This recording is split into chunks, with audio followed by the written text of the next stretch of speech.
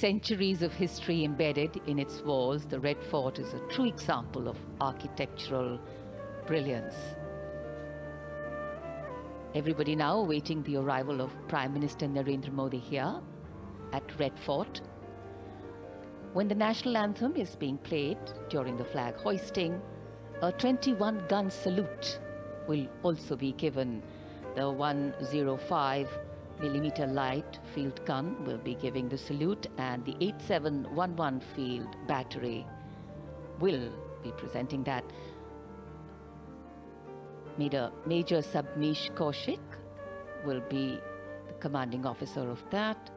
These are 14 buglers from the three services. They mark time and of course shortly will herald the arrival of the Prime Minister here at the venue,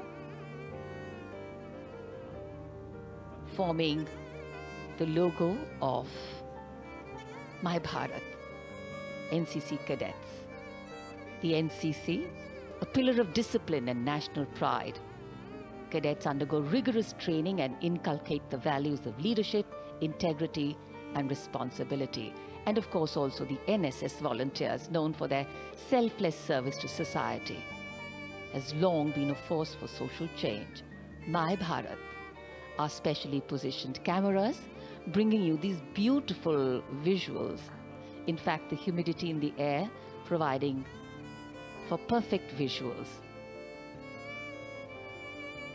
my Bharat जो अब विकसित भारत बनने की राह पर चल पड़ा है, गण्यमान्य व्यक्तियों की दीर्घा लाल किले की प्राचीर पर और हल्की सी बूंदाबांदी के बाद मौसम और भी खुशनुमा होता हुआ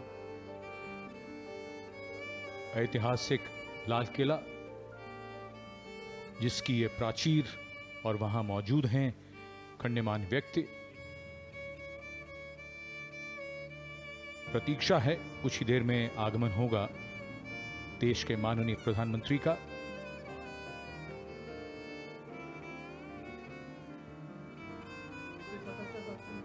ऐतिहासिक लाल किला, जिसकी नींव 1638 में रखी गई और 1648 में तैयार हुआ।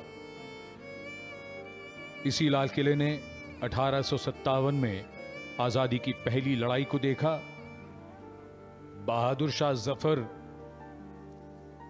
पर यही मुकदमा चलाया गया और उन्हें सजा सुनाई गई। उसके बाद जैसा कि हम सब जानते हैं, इतिहास में लाल किले का स्थान हमेशा आजादी की लड़ाई के केंद्र में रहा। दिल्ली चलो का नारा दिया गया। लाल किले पर तिरंगा फहराने का जज्बा हर वीर, हर क्रांतिकारी के, हर देशभक्त के मन में था। यहीं लाल किले में आजाद हिंद फौज के अफसरों पर मुकदमा चलाया गया